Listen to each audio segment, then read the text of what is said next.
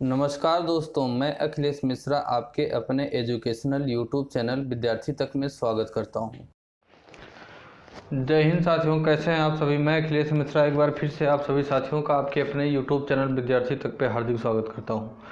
साथियों, ये डेली हम लोग की हिस्ट्री की क्लास होती है जो कि हम लोग UP TET, C TET and super TET के कंबाइंड सिलेबस को टारगेट करते हुए प्रत्येक दिन ये हम लोग अपनी हिस्ट्री की क्लास करते हैं। बिल्कुल विस्तार से ज़बरदस्त तरीके से साथियों हिस्ट्री की थ्योरी को हम लोग chapter wise chapter, topic wise topic wise पढ़ने का काम करते हैं। साथियों खास तौर पे हम लोगों का टारगेट है साथियों इसमें कि UP TET, C TET and super TET के सिलेबस में जो भी हिस्ट्री पूछी जाती है उसको लेकर साथियों हम लोग अपनी इस क्लास को करने का काम करते हैं, प्रत्येक दिन करते हैं। साथियों मैं जानकारी के लिए आपको बता दूं कि आपके अपने ही यूट्यूब चैनल विद्यार्थी तक पे UP TET, C TET and super TET के कंबाइंड सिलेबस को टारगेट करते हुए आप लोगों को प्रत्येक दिन बाल विकास की क्लास साथियों सुबह 10 बजे के आसपास दी जाती है, जो कि बिल्कुल ज़बरदस्त थ्योरी की क्लास होती है।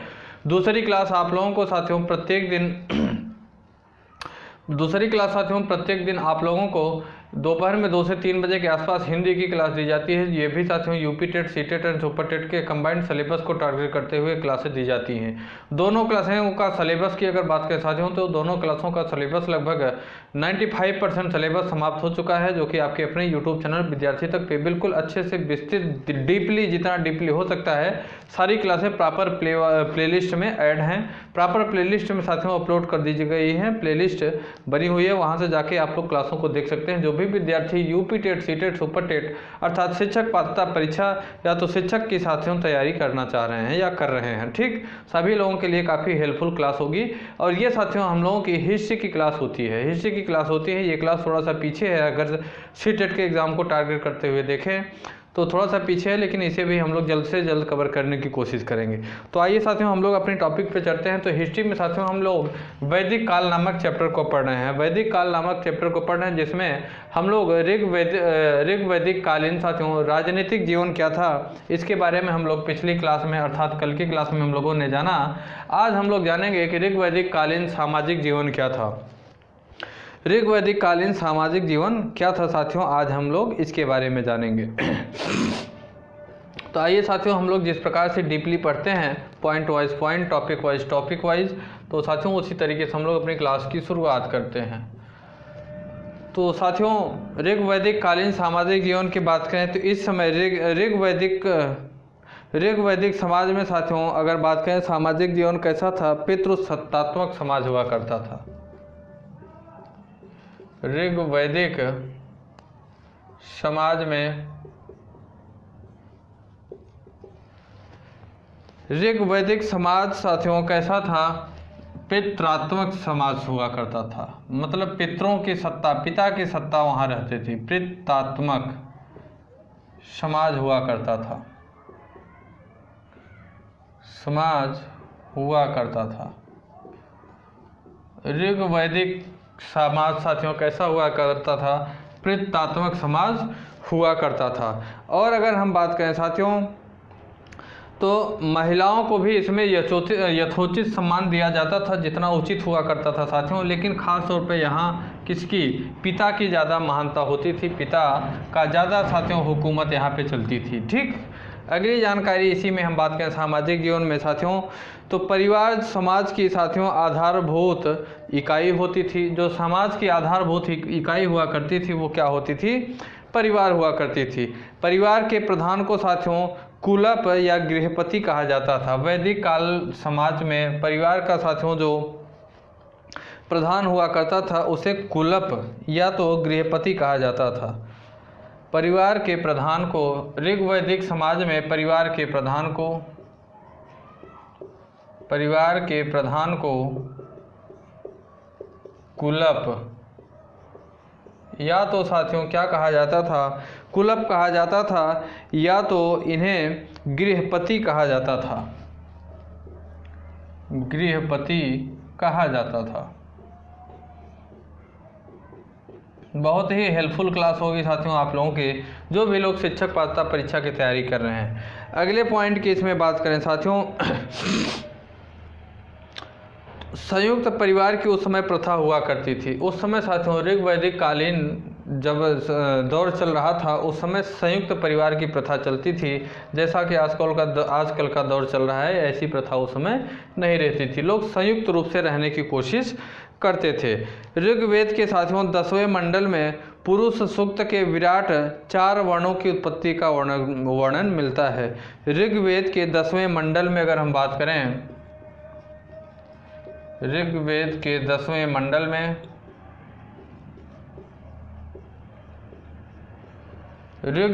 10वें मंडल में साथियों पुरुष सूक्त के 4 वर्णों की उत्पत्ति का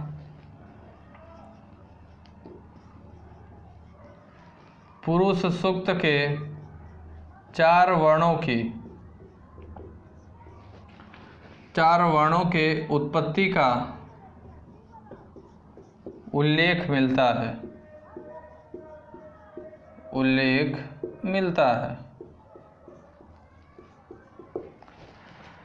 ऋग्वेद के 10वें मंडल में साथियों पुरुष सूक्त के 4 वर्णों की उत्पत्ति का उल्लेख मिलता है। ये 4 वर्ण कौन कौन हुआ करते थे साथियों? पहला होता था ब्राह्मण। ब्राह्मण की उत्पत्ति साथियों कहाँ से बताई गई? पुरुष के मुख से उत्पत्ति बताई गई। पुरुष के मुख से ब्राह्मण की उत्पत्ति बताई गई। पुरुष के मुख से ब्राह्मण की उत्पत्ति बताई गई। दूसरी उत्पत्ति साथियों क्षत्रिय की बताई गई। क्षत्रिय की दूसरी उत्पत्ति बताई गई। इनकी उत्पत्ति कहाँ से साथियों? पुरुष की भुजाओं से बताई गई। पुरुष के भुजाओं से साथियों क्षत्रिय की उत्पत्ति बताई गई। और तीसरी उत्पत्ति साथियों किसकी बताई गई? वैश्य की बताई गई। वैश्य की, ये साथियों पुरुष के जांघों से इनकी उत्पत्ति बताई गई। पुरुष के जांघों से इनकी उत्पत्ति बताई गई। चौथी और अंतिम साथियों वर्ण बताया गया शूद्र साथियों। इनकी कहाँ से? पुरुष के पैरों से। पुरुष के पैरों से साथियों इनकी उत्पत्ति बताई गई। ऋग्वेद के 10वें मंडल में पुरुष सूक्त के 4 वर्णों की उत्पत्ति का उल्लेख मिलता है। ऋग्वेद के 10वें मंडल से साथियों ऋग्वेद के 10वें मंडल में पुरुष सूक्त के 4 वर्णों की उत्पत्ति का उल्लेख मिलता है। पहला साथियों ब्राह्मण का उल्लेख मिलता है जिसे पुरुष के मुख से उत्पत्ति बताई गई। दूसरा उल्लेख क्षत्रिय का मिलता है जिसे पुरुष के भुजाओं से, पुरुष की जो ये भुजा होती है साथियों, इस भुजाओं से क्षत्रिय की उत्पत्ति बताई गई। वैश्य की उत्पत्ति साथियों पुरुष का जो जांघ होता है वहाँ से इसकी उत्पत्ति बताई गई। और चौथी उत्पत्ति साथियों शूद्र की बताई गई। इनकी पुरुष के पैरों से शूद्र की उत्पत्ति का उल्लेख प्राप्त होता है। समाज साथियों 4 वर्गों में विभाजित उस समय हुआ करता था। ऋग्वैदिक समाज जो हुआ करता था वो 4 वर्गों में विभाजित हुआ करता था। ये विभाजन धर्म के आधार पर था साथियों। यह विभाजन जो हुआ करता था, यह विभाजन किस आधार पर हुआ करता था? यह विभाजन धर्म के आधार पर। यह विभाजन धर्म के आधार पर हुआ। यह विभाजन साथियों किसके? धर्म के आधार पे यह विभाजन हुआ। और अगर हम बात करें साथियों तो कालांतर में इनका विभाजन हुआ, जबकि प्रारंभ में वैदिक समाज केवल 2 ही भागों में विभाजित था। कालांतर में साथियों धर्म के आधार पे यह विभाजन हुआ। कब? कालांतर में साथियों धर्म इन्हें 4 भागों में 4 वर्णों में विभाजित किया गया। लेकिन अगर ऋग्वैदिक समाज में बात करें साथियों, प्रारंभ में ऋग्वैदिक समाज केवल 2 भागों में विभाजित था। कौन कौन से भाग वो हुआ करते थे? पहला भाग साथियों था आर्य और दूसरा अनार्य। प्रारंभ में ऋग्वैदिक काल में साथियों इनका 2 भागों में विभाजित था। पहला आर्य था और दूसरा अनार्य। सिर्फ इन्हीं 2 भागों में प्रारंभ में विभाजित हुआ करता था। अनार्य को साथियों दस्यु भी कहा करते थे।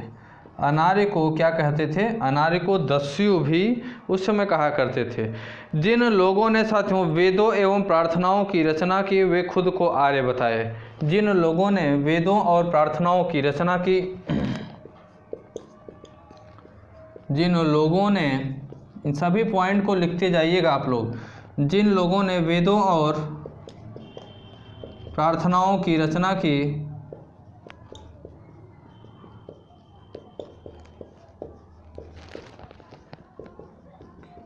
जिन लोगों ने वेदों और प्रार्थनाओं की रचना की वे खुद को आर्य बताए। और अगर साथियों अनार्य की अगर बात करें तो जो लोग भारत के मूल निवासी थे वे दस्यु कहलाए। जो लोग भारत के मूल निवासी थे वे दस्यु कहलाए, दस्यु या अनार्य कहलाए, अनार्य कहलाए। क्या कहलाए? वो अनार्य। जो लोग साथियों भारत के मूल निवासी हुआ करते थे वे अपने आप को दस्यु या अनार्य कहलाए। और जो लोग साथियों वेदों और प्रार्थनाओं की रचना किए उन्हें आर्य कहा गया। उन्हें क्या कहा गया? उन्हें आर्य कहा गया। ठीक साथियों, दस्यु का साथियों अगर रंग की बात करें तो दस्यु श्याम रंग के हुआ करते थे। इन्हें श्याम वर्ण भी कहा जाता था। दस्यु का दूसरा नाम क्या था? श्याम वर्ण भी इन्हें कहा जाता था। दस्यु को श्याम वर्ण भी कहा जाता था। ठीक साथियों, इस प्रकार साथियों यह विभाजन या वर्ण बात करें साथियों तो यह विभाजन वर्ण आधारित या रंग आधारित हुआ करता था। यह भी जो विभाजन, इस सभी से निष्कर्ष यह निकल के आया कि यह जो विभाजन हुआ करता था साथियों, इससे निष्कर्ष यह निकल के आ रहा है कि यह वर्ण या रंग के आधार पर इनका विभाजन किया गया था। बाद के समय में दस्यु या दास का मतलब गुलाम हो गया। बाद के समय अगर बात करें साथियों तो काफ़ी समय बाद दस्यु का मतलब क्या कहा गया? दस्यु का मतलब साथियों दास या तो गुलाम भी कहा गया। काफ़ी समय के बाद दस्यु का तात्पर्य किससे? गुलाम या तो दास के रूप में बताया गया। गुलाम या दास के रूप में काफ़ी समय के बाद दस्यु का अर्थ बताया गया। ठीक साथियों, आगे अगर हम बात करें साथियों, पुरोहित भी हुआ करते थे। क्या हुआ करते? इसे मैं मिटा रहा हूँ, आप लोग नोट कर लिए होंगे। इसे मैं मिटा रहा हूँ, आप लोग नोट कर लिए होंगे। नहीं नोट किए हैं तो इसे नोट करते चलिए। ठीक, यही सब पॉइंट वाइज पॉइंट चीज़ें एग्जामिनर पूछेगा आपसे, फिर आप एक दूसरे का मुंह देखते हुए बैठे रहेंगे।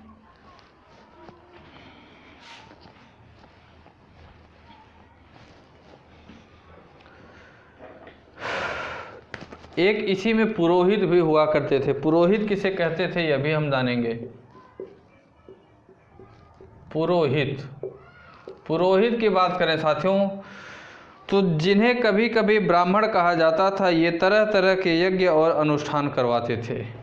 ये साथियों तरह तरह के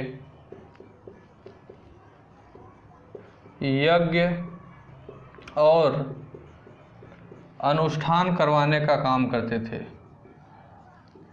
अनुष्ठान करवाने का काम करते थे। ये कभी कभी साथियों ये तरह तरह के क्या जो पुरोहित हुआ करते थे, तरह तरह के यज्ञ और अनुष्ठान करवाने का कार्य इनका हुआ करता था। राजा भी हुआ करता था साथियों उस समय। राजा का क्या कार्य था अगर बात करें? राजा भी हुआ करता था साथियों। राजा का निर्वाचन प्रजा द्वारा किया जाता था। उसका पद आनुवंशिक नहीं होता था और न ही अस्थायी सेना रखते थे। ये जो राजा हुआ करते थे साथियों, ये प्रजा के द्वारा इन्हें निर्वाचित किया जाता था। किसे? प्रजा के द्वारा इनका निर्वाचन हुआ करता था। प्रजा के द्वारा इनका क्या होता था? निर्वाचन हुआ करता था। और ये साथियों क्या होते थे? ये आनुवंशिक नहीं हुआ करते थे। राजा जो वही होता था जिसे प्रजा चुनती थी। आनुवंशिक रूप से राजा नहीं होते थे, पहली चीज़। दूसरी चीज़ ये ना ही कोई सेना भी रखने का काम करते थे। जनता या पूरे समुदाय के लिए भी दो शब्दों का इस्तेमाल होता था, जनता के लिए और पूरे समुदाय के लिए भी साथियों पूरे दो शब्दों का प्रयोग किया जाता। कौन कौन शब्द से साथियों? एक था सब जन और दूसरा शब्द था साथियों विष।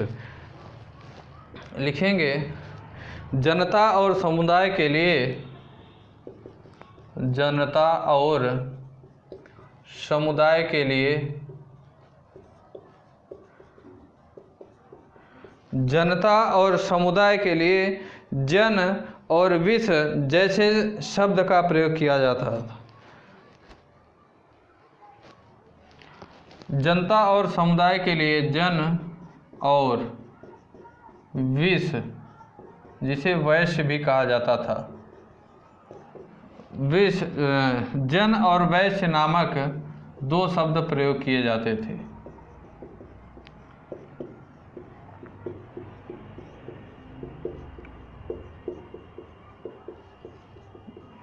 दो शब्द प्रयोग किए जाते थे। कौन कौन से? एक शब्द जन और दूसरा विष। विष का अर्थ होता था वैश्य। विष का अर्थ साथियों वैश्य से हुआ करता था। ऋग्वेद में विष और जनों के नाम भी मिलते हैं। इन दोनों का, विष का और जन का साथियों नाम ऋग्वेद में इनका भी उल्लेख किया गया है। ऋग्वेद में इनका भी उल्लेख किया गया है।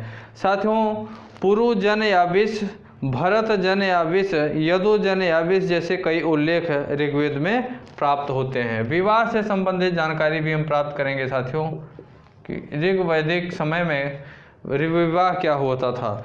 साथियों समाज में बाल विवाह तथा सती प्रथा जैसी कुरीतियाँ इस समय नहीं थी। इस समय जो ऋग्वैदिक काल था साथियों उसमें बाल विवाह तथा सती प्रथा जैसे जो कुरीतियाँ हुआ करती थी वो क्या थी? वो समाप्त हो गई थी, उस समय नहीं थी। दीर्घकाल तक अविवाहित रहने वाली कन्या को अमाजू कहा जाता था। इस समय दीर्घकाल तक अविवाहित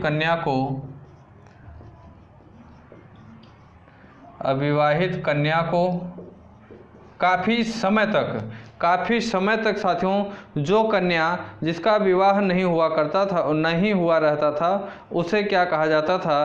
अमाजू कहा जाता था। दीर्घकाल तक अविवाहित कन्या को अमाजू कहा जाता था। याद रखिएगा साथियों, आपसे एग्जामिनर पूछेगा कि ऋग्वैदिक कालीन जो सामाजिक जीवन था उसमें काफ़ी दिनों तक जो अविवाहित कन्या हुआ करती थी उसे क्या कहते थे? तो उसे आमजू कहा जाता था। ये सभी पॉइंट आप लोगों को हर जगह नहीं मिलेंगे, ठीक? आमाजू कहा जाता था। ठीक साथियों पुनर्विवाह व विधवा विवाह का भी प्रचलन था। इस समय जब ऋग्वैदिक कालीन सभ्य समाज था साथियों तो इस समय पुनर्विवाह और विधवा विवाह का भी प्रचलन हुआ करता था। अगली बात करें साथियों तो महिलाओं को शिक्षा के अधिकार भी प्राप्त थे। ऋग्वेद में लोपामुद्रा, घोंघा, सिकता, अपाला एवं विश्वारा जैसी विदुषी स्त्रियों का भी उल्लेख प्राप्त होता है। ऋग्वेद में साथियों कुछ विदुषी स्त्रियां हुआ करती थीं जिनका क्या नाम था? विदुषी। ऋग्वेद में कुछ विदुषी स्त्रियों का भी उल्लेख प्राप्त होता है। स्त्रियों का भी उल्लेख प्राप्त होता है। उन्हें क्या कहा जाता था साथियों? उन जो विदुषी स्त्रियां हुआ करती थीं उन्हें लोपामुद्रा,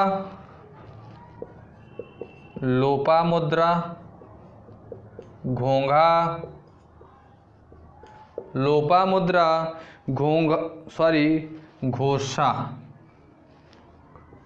घोषा या गोखा जो भी कहिए, साथ ही साथ सिकता,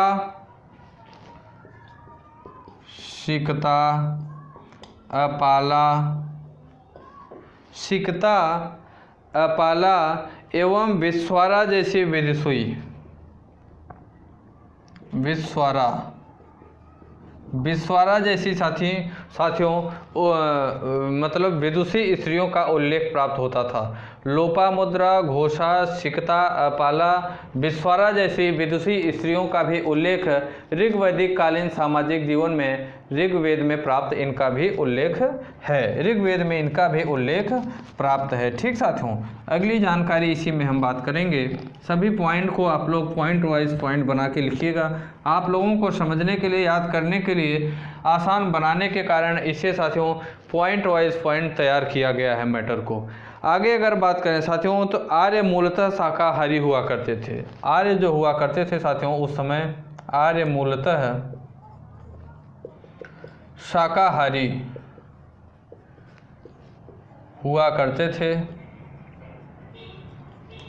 आर्य मूलतः शाकाहारी हुआ करते थे, परंतु साथियों विशेष अवसरों पर मांस का भी प्रयोग करते थे।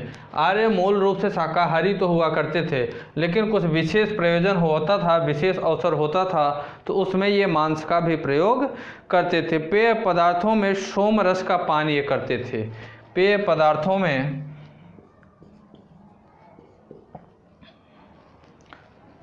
पदार्थों में सोम रस का पान किया करते थे। सोम रस का पान किया करते थे। आर्य लोग साथियों पेय पदार्थों में अगर बात करें तो ये किसका, सोम रस का पान किया करते थे। सोम रस के साथियों पान किया करते थे आर्य लोग। ठीक, ये साथियों ऋग्वैदिक कालीन सामाजिक जीवन था। ऋग्वैदिक कालीन साथियों ये सामाजिक जीवन था जिसे हम लोगों ने पढ़ा। अब हम लोग ऋग्वैदिक कालीन कुछ आर्थिक जीवन के बारे में भी जानेंगे। ऋग्वैदिक कालीन आर्थिक जीवन के बारे में हम लोग जानेंगे। इसे आप लोग नोट कर लीजिए साथियों। ठीक, ऋग्वैदिक कालीन आर्थिक जीवन।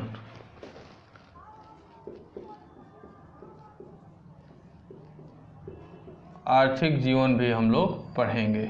ठीक, इसे आप लोग नोट कर लीजिए, हर हाल में नोट करिए। इसी तरीके से एग्जामिनर क्वेश्चन आप लोगों से पुट अप करता है। इसे हम मिटा रहे हैं।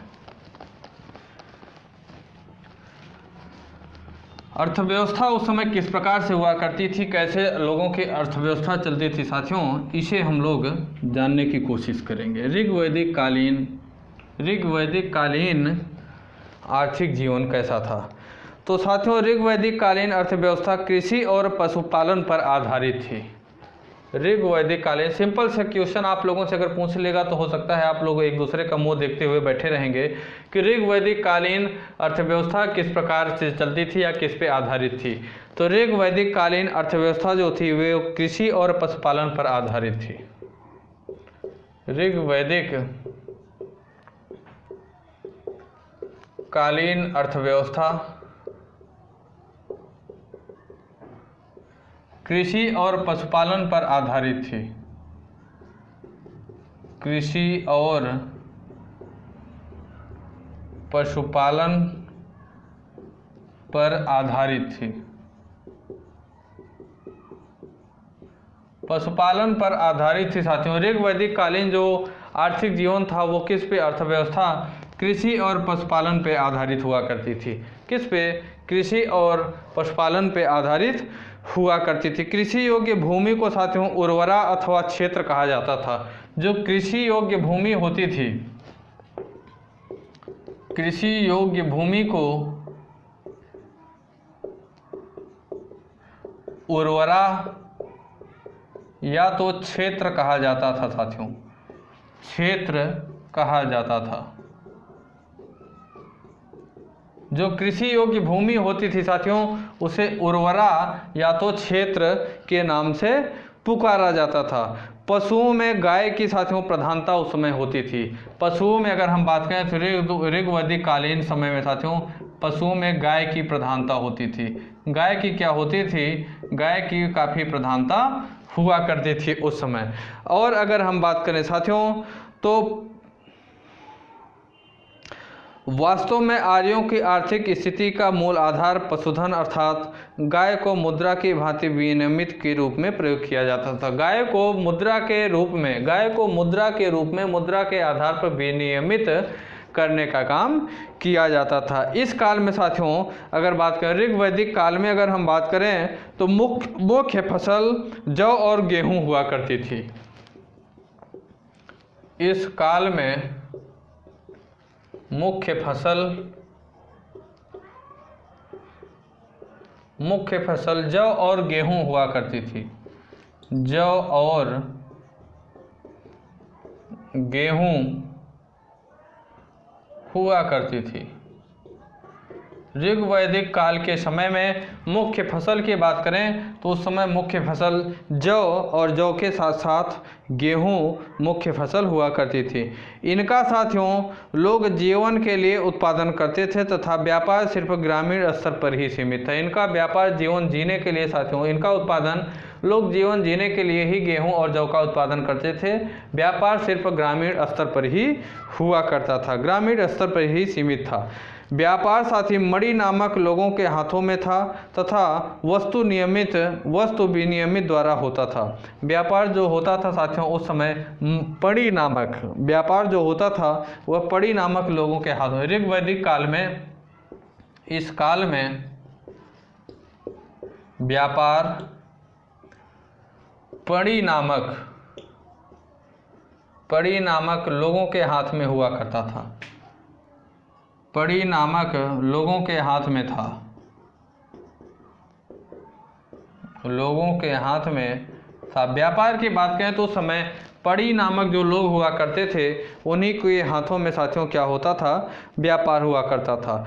घोड़ा आर्य समाज की अति उपयोगी पशु हुआ करता था। आर्य समाज की अत्यंत उपयोगी पशु साथियों, आर्य समाज की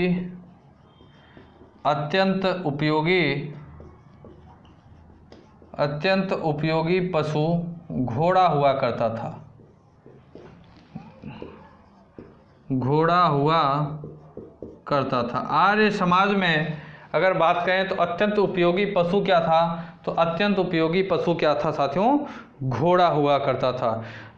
अन्य जानवर साथियों हाथी, ऊंट, बैल, भेड़, बकरी, कुत्ते आदि भी पाले जाते थे, लेकिन अत्यंत प्रिय घोड़ा हुआ करता था। अन्य साथियों अगर जानवरों की बात करें तो अन्य जानवर में हाथी, ऊंट, बैल,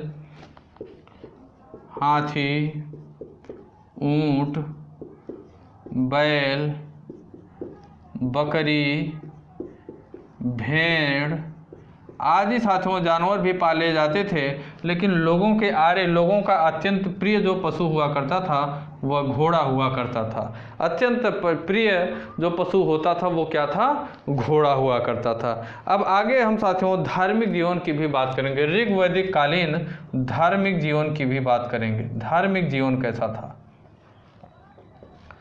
धार्मिक जीवन की हम बात करें साथियों, किसकी धार्मिक जीवन की बात करें तो ऋग्वेद में सबसे महत्वपूर्ण देवता इंद्र को माना जाता था।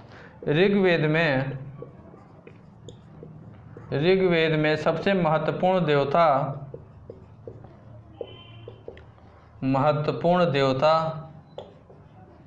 इंद्र को माना जाता था। इंद्र को माना जाता।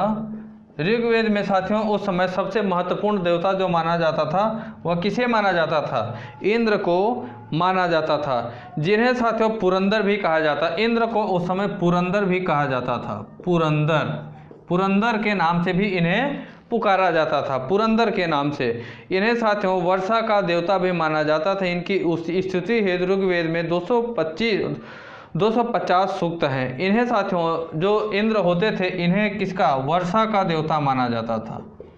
वर्षा का देवता माना जाता था और इनकी स्तुति के लिए, इंद्र की स्तुति के लिए साथियों ऋग्वेद में 250 सूक्त भी दिए गए हैं। 250 सूक्त इंद्र की स्तुति के लिए ऋग्वेद में साथियों कुल 250 सूक्त भी दिए गए हैं। और इंद्र को पुरंदर के नाम से पुकारा जाता था और इंद्र को ही साथियों वर्षा का देवता भी माना जाता है। किसे, वर्षा का देवता भी माना जाता है। दूसरा महत्वपूर्ण देवता साथियों ऋग्वेद में किसे, अग्नि को बताया गया। दूसरा सबसे महत्वपूर्ण देवता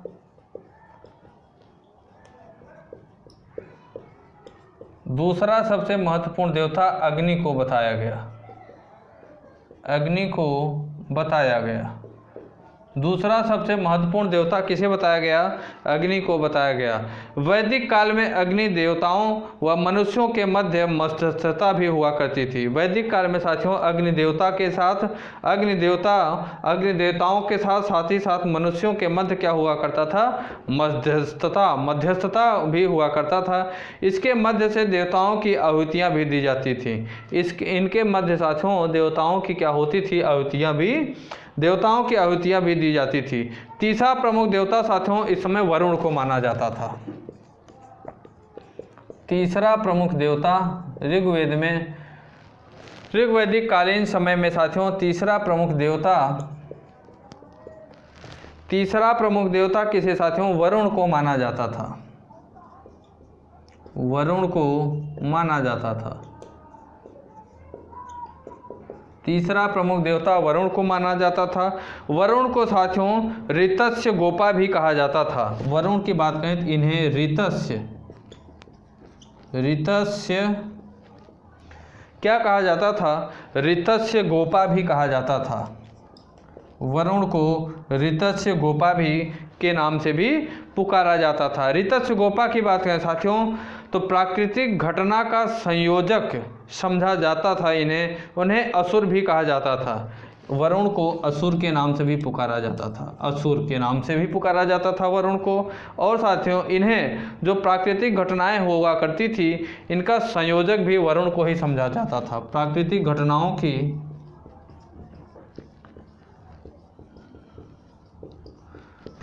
घटनाओं का संयोजक भी किसे? वरुण को ही माना जाता था। प्राकृतिक घटनाओं का संयोजक किसे? वरुण को ही माना जाता था। और इन्हें साथियों असुर भी कहा जाता था। ऋतस्य गोपा के नाम से भी वरुण ही फेमस थे। वरुण देवता ही। देवताओं की उपमा की मुख्य रीति साथियों स्तुति पाठ करना व यज्ञ बलि अर्पित करना हुआ करता था। स्तुति पाठ पर अधिक जोर दिया जाता था। ऋग्वैदिक कालीन समय में साथियों धार्मिक जीवन की बात करें तो इस समय स्तुति पाठ पर क्या होता था? अधिक जोर दिया जाता था। इस प्रकार अगर हम बात करें साथियों तो इंद्र, वरुण, अग्नि व सोम ऋग्वैदिक कालीन समय में मुख्य देवता हुआ करते थे। लेकिन ऋग्वेद में देवताओं की संख्या 33 करोड़ भी बताई गई है। ऋग्वेद में साथियों देवताओं की कुल संख्या कितनी बताई गई है? 33 करोड़ बताई गई है।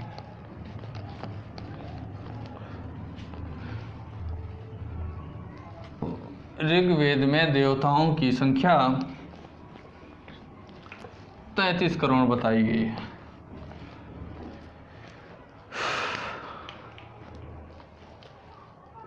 लिख देता हूं यह भी।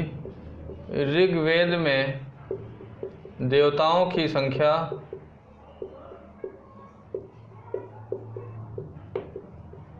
33 करोड़ बताई गई।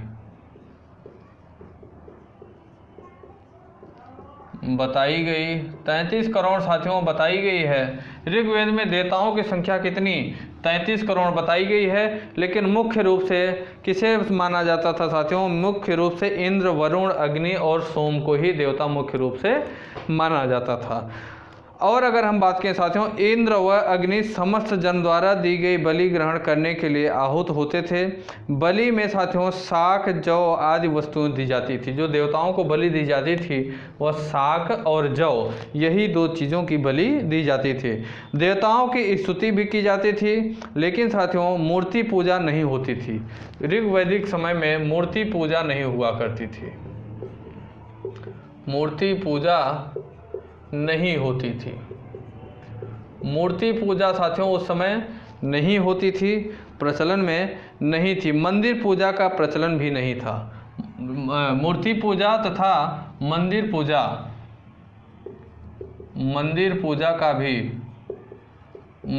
पूजा का भी प्रचलन नहीं था।